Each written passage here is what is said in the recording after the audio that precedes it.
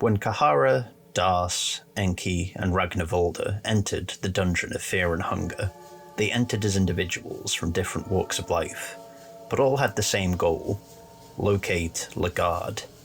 Somehow, one way or another, they've all survived up to this point, the 7th level. Venturing down the corridor, we see the Night Lurch. He was once sentenced to the prisons. He used to lust to hurt women. Now he is an epitome of his perversions. It's tougher than it looks, and we're about as soft as we look, so we have to run past the beast. We head further down the corridor and come across a room. Inside, we find Enki and an ultra-rare Book of Enlightenment. A Book of Enlightenment is a one-use item that allows you to save the game anywhere. You can speak to Enki and he'll have this to say. Oh, you again. I'm surprised to see you alive, to be honest. How are you? Are we really having this conversation? No, we are not. What is this place? We are at the gateway to the darkness. These are the last man-made walls you are about to see. To delve any deeper would be suicide. You can also recruit him at this point if you have an amulet from the Yellow Mage. What is that? You seem to carry an Eclipse Talisman. Where did you get it? What is an Eclipse Talisman? It's a symbol that you are an apprentice of the wizard Nashra, the bringer of chaos. The talisman holds great powers on its own, but it will also give you a plethora of new friends and enemies. You do not seem to be familiar with this greater scheme, so I imagine the talisman going to waste in the hands of you. Would you mind giving it to me, perhaps? What is there for me? What would you say if I offered my services to you? I am done with the libraries here, and I'm prepared to venture deeper into the dungeons. But even for me, it might prove fatal to keep on going. Sounds like a deal. Great. With or without Enki, we move further on, finding ourselves in a long, dark corridor. We ignore this for now and head further right. We see an elite guard, one of the toughest opponents in the game, pacing outside of a cell door. We sneak past and peek through the bars. We see a figure on the other side of the door and head inside, and one way or another, we find Legarde. If you arrive within 30 minutes of starting your save, you'll find Legarde alive and mostly well, but if you lost time dithering, you'll arrive to find Legarde's broken body, butchered like an animal. Enki and Kahara are indifferent to the guard's fate. Ragnarvolder will have a facade of indifference, though he and Legarde have a history. Ragnarvolder is from the kingdom of Oldergard, which Legarde put to the sword so he could take the Cube of the Depths from them, which he himself lost after his army was defeated in battle. Dars will cry. His throat is cut open. He has been dead for a while. This is the man you came here for, which means that your initial mission has failed. You feel a terrible sensation inside you. This was the man you loved, now gutted like a pig. You are trembling, but this is the reality you have to accept. The girl kneels next to the man. She seems to recognize him from somewhere. There's a slight glimmer in her eyes, resembling a teardrop.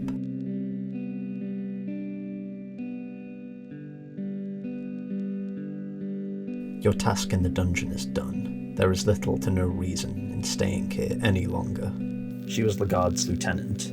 The Midnight Sun's strongest soldier saved Legarde himself, and on top of this she was in love with the man who she believed was chosen by a vague prophecy to topple the very gods of the world themselves.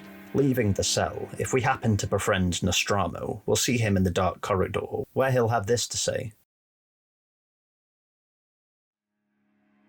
Oh, it's you. He has passed away, hasn't he? I thought he would have had a bigger role in the greater scheme of things. But, alas, of course, him passing away doesn't mean that what he started should come to an end. After all, you came to these dungeons because of him, right? The seed of what he planted continues to grow and branch.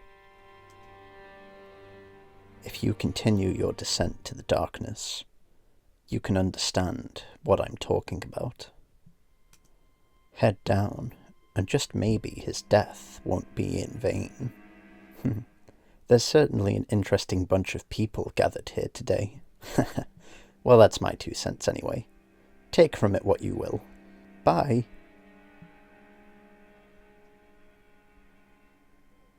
We ignore his vague prophecies. We're tired of this horrible place. And besides, if we can't save Legarde, we can at least get the little girl and Moonless out of here. We ascend the stairs and find ourselves at the main prisons. We move quickly, avoiding the various monsters that are left, and we escape the dungeon, achieving the E ending.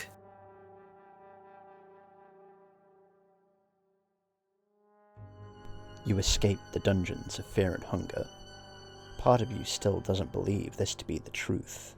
You can still smell all the blood and the gore that seeps through the seams of the ancient stone walls of the dungeon. You can still feel the gaze of the hundreds of past warriors sacrificed in the pools of blood, now left to rot. You can still feel the pressure of the never-ending darkness that the underground caverns offered. You can still hear the distant flapping of the wings. You still feel dizzy just imagining the rail tracks that lead poor souls deeper to the madness, all the way to the altar of darkness. You delved too deep. You know it yourself too. No man could ever return from that deep. You take one more look at the fortress, just to make sure you really did make it out. This ending sadly implies that the horrors and mysteries of the dungeon will linger in the characters' minds up into their deaths, and quite possibly that the characters didn't really escape the dungeon at all, but have rather gone insane. On top of being an anticlimax, this ending is also non-canon, so let's go back in. This time we find Legarde within 30 minutes of loading a save, and he's alive.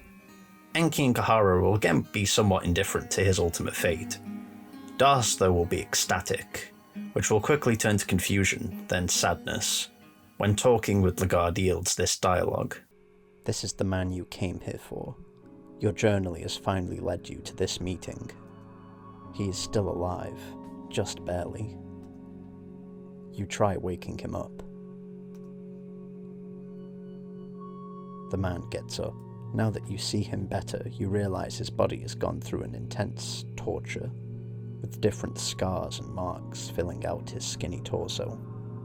His gaunt cheeks and distant eyes only strengthens the idea that this man has seen hell and survived it. Ugh, I don't remember anything besides my name. I seem to have an amnesia. You suspect that it's the trauma of the tortures this man has been through that has erased his memories. I don't want to stay here, that much I know for certain, but I feel pretty weak. Do you think I could join your party for the time being? Yes. It's an honor. So Legarde is in something of a fugue state, and it's not too far-fetched when you consider the utter tortures he's probably had to deal with. Ragnarvolda will have the option to kill Legarde, strangling him in his helplessness. The man is still alive. The man who ravaged your lands. The man who pillaged your family. Kill him. Your rage grows ever higher. You feel your blood boil. It thirsts for justice. You assure yourself that this needs to be done. This man is an evil being. He does not deserve to see the light of the sun ever again. You embrace the rage. Having Das in your party will result in a fight breaking out. It is done. All life has left his body. You murdered a helpless man. What? What did you do? I can't believe this. He deserved his fate. I thought you were here to save him as well. You didn't know him like I did. He didn't deserve this. I'll cut your throat for what you did. There is no other way. Leaving the cell with Legarde will result in him stopping in the hallway.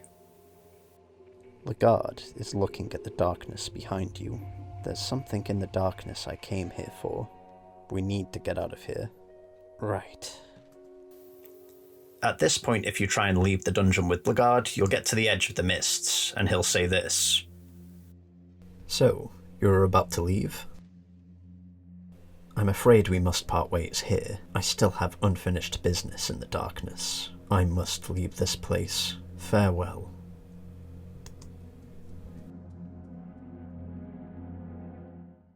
He returns to the dungeon and we get ending E again. Whether we find Legarde alive or not becomes of little importance as we make our way down the ancient corridor. We get the feeling that we're entering a world much bigger than some petty human war in Europa, and Legarde, despite his greatness, just can't compete with the cosmic forces that are ultimately at play here. Using the cube from the cave dwellers, we enter the Tomb of the Gods. Finding Legarde is where the true story of Fear and Hunger starts. Regardless, now the big question here is about Legarde's survival. In the canon, does he live or does he die? Well, kinda yes and no, I suppose. I say he survives, he's found alive, and then travels with our 4 other dungeon dwellers into the ancient city that Amnesia Legarde is so obsessed with, but I'll go into detail on that next time.